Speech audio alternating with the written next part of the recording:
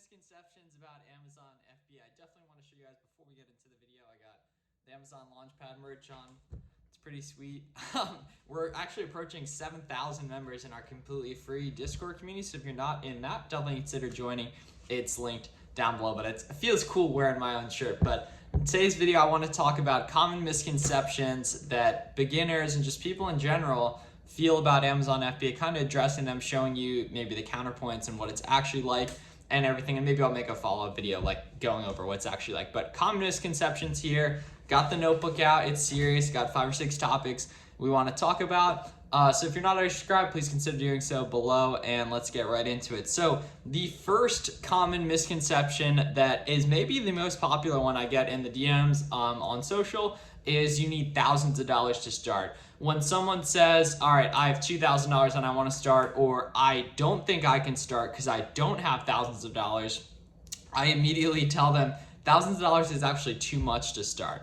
And this is kind of a common topic on Twitter, just that validating ideas as quick as possible, right? And also the reason I don't want you to spend a ton of money up front, if you come in with $2,000, that's a lot of money to lose, right? That's not an insignificant amount of money at all. And selling on Amazon's not for everything. No online business model is for everyone, not everything. But if you come in with a few $100 and an open mind, that's enough firepower to actually go ahead and try testing out some products, buying some stuff here and there. You can afford keep a subscription to read things better. You can afford maybe a leads list and get fed what to buy, but you have firepower to actually go ahead and make money, right? If you start out with $300, $500, and you make a 40% RR, which is very feasible at a small scale, and then we're talking about $100 profit, you can keep snowballing that. But if you come in with $1,000, $1,500, and you make mistakes, which you will make mistakes at the start, absolutely, you could really get bummed out and kind of turned off to online business in general. But if you come in with a few $100 and you try it out, and maybe it doesn't end up being for you, right? It's absolutely not for everyone.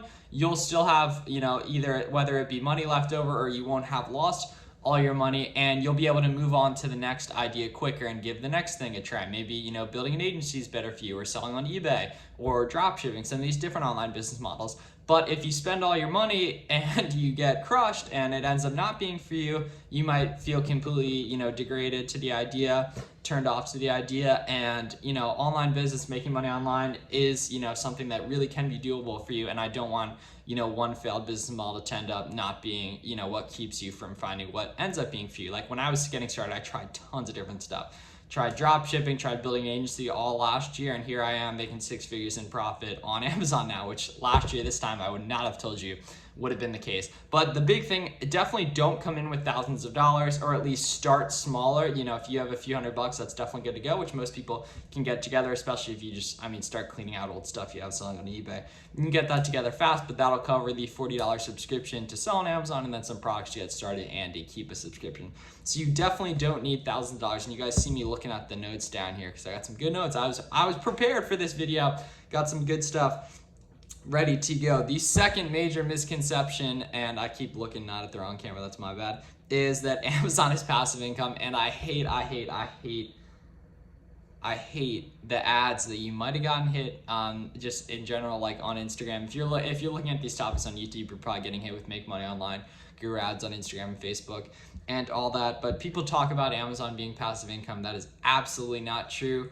And I don't mean this to scare you away from selling on Amazon, but it's definitely not passive income. Like there's obviously buying the products, sourcing, which takes time. There's getting them to Amazon or fulfilling merchant fulfilled orders, shipping, which takes time. There's handling your inventory costs, replenishing items, restock orders, occasional customer service, and obviously packaging, repricing too, and just handling your inventory, right? It's a real business. Real businesses take time. Albeit I would say Amazon businesses, compared to other stuff I've seen, just from peers doing stuff, it does tend to take less time because Amazon does handle some of the work, but it is absolutely not passive income. And I think that's a really toxic way that people try to get people into their funnels by calling semi-passive or like autopilot income. And that's just not true. Like no real business is like that, at least especially at the start as a beginner. So it's definitely not passive income. Is it a great source of income? Yeah, I mean, it can be a total cash cow if you let it be, but you got to do the right stuff and do the work up front to do that. The third one is in the fee structure. So once again, coming back to the ads you guys might get hit with, there's a few people I can think of just off the top of my head whose ads I get hit with all the time that are talking about like buying an item from China and selling it for 25 and like there being no fees and you buying it for 5, so that leaves you with the no, like there's fees.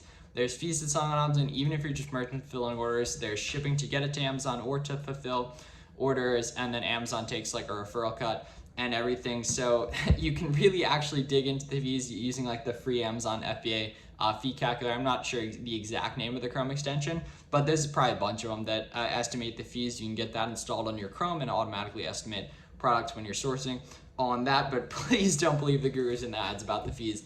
Typically, honestly, with anything from my experience, you're almost always making less than you think you are, especially after like software costs, supplies, and all that. Can an Amazon business be a cash cow? Absolutely. Like I'm working on getting mine to multi 5 figures in profit a month. I'm just gonna miss out on that this month, but I mean that's amazing. Like that is incredible money. That's more money than I could have ever expected to make a few years ago when I was like going to college to try and be like a physical therapist and like switch my major and stuff. But that's amazing, and I'm like very, very, very grateful for that. I worked hard to get to it. I'm gonna keep growing on it, but it's absolutely not passive income, and there's always more fees than you think, especially when you start to factor in like software costs and everything. And that's why it's important to have your accounting down, just know your numbers and stuff, right? Which I use Inventory Lab for a lot of that. So that's the fee structure. The fourth one is that you need to create your own product. Creating your own product, like a brand is selling on Amazon, it's called private label, which is an awesome business model. There's a ton of people I know that are very successful with that. My friend Michael on Twitter is awesome with that. Trevin Peterson as well. Shout out to him that create their own brands. You definitely don't need to though. I am a reseller, so I sell other people's name brand products. Think like, you know, toys, Hasbro, Star Wars, that kind of thing. Pools were really good last summer, Nike, in the shoes and apparel space. So you can make a good living selling other people's products, you know, name brand stuff that there's just arbitrage opportunities for, right? So say a Nike shoe's $50 at the Nike outlet and it sells for 100 on Amazon, and after fees, you know, you'll probably get around like 75 bucks after that. So that's 50% ROI and a nice hit on a profit margin as well. And you know, you can do that, and there's built-in demand, so you don't need to create your own product or run any ads. And that's literally my Twitter bio. It's like full-time Amazon FBA. I help you make money in e-com without running ads or creating your own product, because we resell and we sell name brand stuff that people are already buying, people are already searching for on Amazon, that there's just arbitrage opportunities, and there's margin, there's 20%, there's 30% ROI that we can go snag on that consistently. In case you were wondering, my average ROI is typically lower than a lot of people's. Mine's about 30% because I'm operating at a decent scale in volume now, but 30% compounding, I mean, month over month is crazy. Like 10,000 bucks at the end of the year ends up being like probably over 10x or something, but we'll see. I mean, I'm just gonna keep that snowballing, but yeah, you definitely don't need to create your own product. You totally can, and if you like want to connect to someone who's good with private label, like shoot me a message on Instagram or Twitter, or just comment, and I can help you out with that, because there's definitely a lot of winners with private label. I just haven't tried it myself, so I'm not a great resource to speak on it, but you definitely don't need to create your own product. Didn't have this on the list to talk about, but like sourcing through Alibaba, a ton of people ask about that, and that would be typically like creating your own product. But once again, I'm not a great person to speak on that, but I don't buy anything from Alibaba. I buy everything from US based online retailers mostly, and retailers in general. So yeah, you definitely don't need to create your own product. And the next one, I'm not sure if I'm at 4 or 5 or 6, because I kind of had like an extra one in there. But you definitely don't need a course to get started. That's why I'm like here making this YouTube video. There's a bunch of other good YouTube channels you can check out, probably in the recommended videos like next to me on the side. My boy Fields of Profit has a lot of good tutorials, but you definitely don't need a course. There's tons of value in courses. I've bought tons of courses, probably over 10 to 20 at this point. A lot of them last year. I was trying some different stuff. Courses are great for giving you everything organized. Sometimes there can be fluff and everything in it, but definitely you don't need one to get started, especially not one that's like 500 bucks, 1,000 bucks. They can be a great place to get all the information laid out to you, but especially if you're lacking in money at the start, it's probably best just to start with new YouTube videos, free YouTube videos and everything, like here on my channel.